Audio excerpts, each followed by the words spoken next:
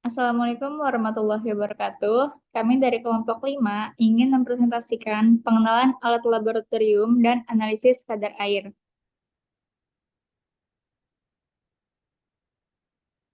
Berikut adalah anggota kelompoknya. Yang pertama ada Fitri Amelia Rahmawati dengan MPM 007, yang kedua ada Hipa Irdayanti dengan MPM 008, dan yang ketiga ada Isna Wididur Finisa dengan MPM 009.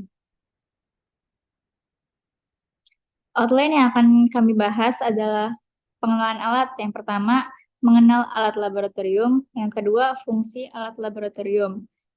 Yang kedua, ada analisis kadar air. Yang pertama, ada tujuan praktikum. Yang kedua, alat dan bahan. Dan yang ketiga, prosedur dan perhitungan. Pengenalan alat bertujuan untuk mempelajari dan mengenal alat yang digunakan di laboratorium, serta mengetahui fungsi dan cara penggunaan setiap alat. Alat Alat-alat dan fungsi laboratorium yang pertama adalah botol cuci untuk memberikan aliran air suling kira-kira bergaris tengah 1 mikromili dari suatu ujung yang disambung dengan bagian utama dari botol secara fleksibel. Yang kedua ada gelas kimia sebagai tempat mereaksikan bahan dan tempat menampung bahan kimia berupa larutan. Yang ketiga ada alat pengaduk. Alat pengaduk digunakan untuk keperluan mengaduk dan memindahkan larutan dari suatu bencana ke bencana lainnya. Dan yang keempat ada corong dan kertas saring yang berfungsi untuk menyaring endapan yang ukurannya lebih besar dari pori-pori kertas saring pada proses penyaringan dalam penuangan cairan ke dalam corong. Selanjutnya dilanjutkan oleh rekan saya. Baik, selanjutnya yang kelima yaitu pipet, berfungsi untuk memindahkan larutan dari suatu wadah ke wadah lain dengan jumlah yang sangat sedikit dan dengan tingkat ketelitian pengukuran volume yang sangat rendah. Yang keenam, buret, berfungsi untuk memberikan volume yang diketahui dengan teliti, biasanya digunakan pada titrasi. Ketujuh, labu ukur. Labu ukur merupakan botol volumetrik khas. Labu ini sering digunakan untuk membuat suatu larutan dengan volume yang diketahui secara teliti. 8. Neraca analitik. Pengukuran massa merupakan suatu pekerjaan dasar dari analisis secara kuantitatif zat kimia. Neraca adalah alat yang digunakan untuk menentukan massa suatu zat. 9. Labu Erlenmeyer berfungsi untuk mengaduk cairan melalui pengocokan, juga bisa untuk melakukan filtrasi. 10. Gelas ukur berfungsi untuk mengukur volume cairan yang terdapat di dalamnya, juga terdiri dari berbagai macam ukuran atau kapasitas. 11. Kaca arloji berfungsi untuk reaksi atau penguapan sederhana dan penimbangan. 12. Corong panel berfungsi untuk menyaring secara gravitasi, ada corong tangkai panjang dan juga pendek.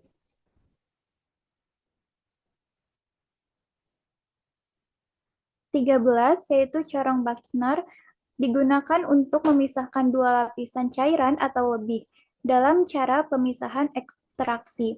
14. Cawan penguapan berfungsi untuk menguapkan suatu larutan. 15. Cawan krus berfungsi untuk menguapkan dilanjutkan dengan pemijaran zat padatnya. 16. Spatula berfungsi untuk pengambilan bahan dengan jumlah yang sedikit dan berukuran kecil.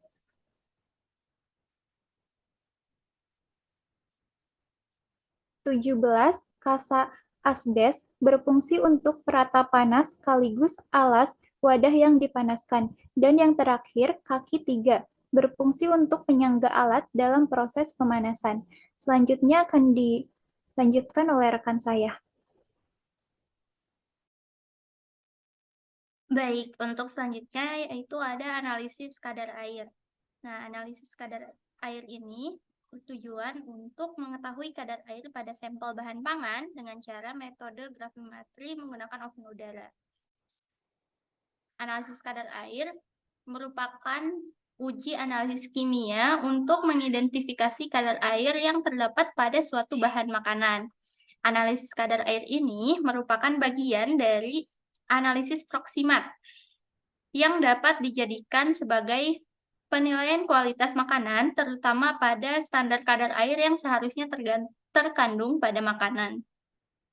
Analisis kadar air dalam bahan pangan sering menjadi tidak sederhana karena dalam bahan pangan berada dalam bentuk terikat, baik secara fisik maupun kimia dengan komponen bahan pangan lainnya, sehingga berkembang berbagai metode analisis kadar air.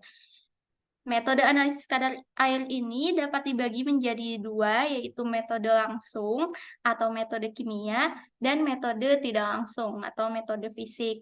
Sesuai dengan yang disebutkan awal, bahwasannya kita akan membahas mengenai metode analisis kadar air dengan metode gravimetri, yaitu menggunakan oven udara, yang dimana metode tersebut termasuk ke dalam metode langsung atau metode kimia.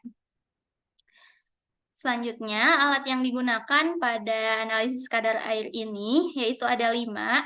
Yang pertama, cawan porselen, yang kedua oven, yang ketiga desikator, yang keempat timbangan analitik, dan yang terakhir ada penjepit crucible. Bahan yang digunakan pada analisis kadar air ini yaitu ada 3. Yang pertama Nutrijel, yang kedua susu bubuk, dan yang ketiga tepung tapioka. Mengapa bahan tersebut dijadikan bahan untuk percobaan analisis kadar air menggunakan metode gravimetri dengan alat oven udara? Karena bahan-bahan tersebut merupakan bahan yang tidak mudah untuk menguap dan memiliki kadar lemak yang rendah, sehingga dapat dilakukan analisis kadar air menggunakan metode gravimetri dengan oven udara. Selanjutnya ada prosedur analisis kadar air dengan menggunakan oven udara. Yang pertama yaitu beri kode pada cawan-cawan porselen yang akan digunakan dengan pensil 2B. Kemudian selanjutnya keringkan cawan yang telah diberi kode dengan memanaskannya di dalam oven dengan suhu 105 derajat Celcius selama 1 jam atau lebih.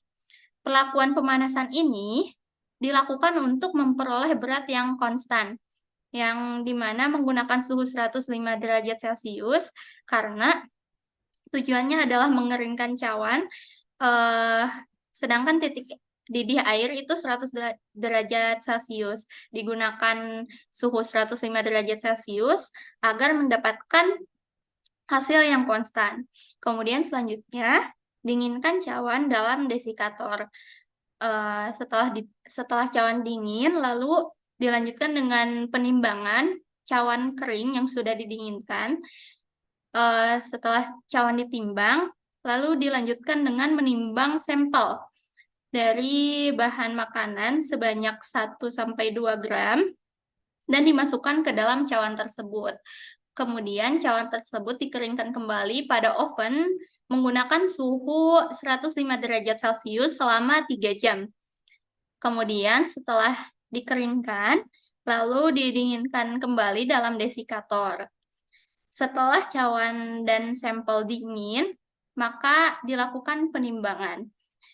Ulangi penimbangan ini hingga memperoleh berat yang konstan. Untuk selanjutnya ada cara perhitungan, yang dimana cara perhitungan kadar air ini terdapat 2 perhitungan. Yang pertama dalam basis basah dan yang kedua ada dalam basis kering. Yang pertama, rumus perhitungan kadar air dalam basis basah itu dapat dilakukan dengan rumus berat sampel awal dikurangi berat sampel akhir dibagi berat sampel awal dikali 100%, atau dalam simbol W dikurangi W1 dikurangi W2 dibagi W dikali 100%. Kemudian untuk perhitungan kadar air dalam basis kering dapat digunakan dengan rumus berat sampel awal dikurangi berat sampel akhir dibagi berat sampel akhir dikali 100%, atau dalam simbol W dikurangi W1 W2 dibagi W1 dikurangi W2 dikali 100%, yang dimana W merupakan berat sampel awal dalam satuan gram, kemudian W1 merupakan berat sampel ditambah cawan yang telah dikeringkan dengan oven dalam satuan gram, dan W2 merupakan berat cawan kosong dalam satuan gram. Nah, itulah presentasi yang kami sampaikan mengenai pengenalan alat dan analisis kadar air. Mohon maaf apabila terdapat kesalahan. Sekian, terima kasih. Wassalamualaikum warahmatullahi wabarakatuh.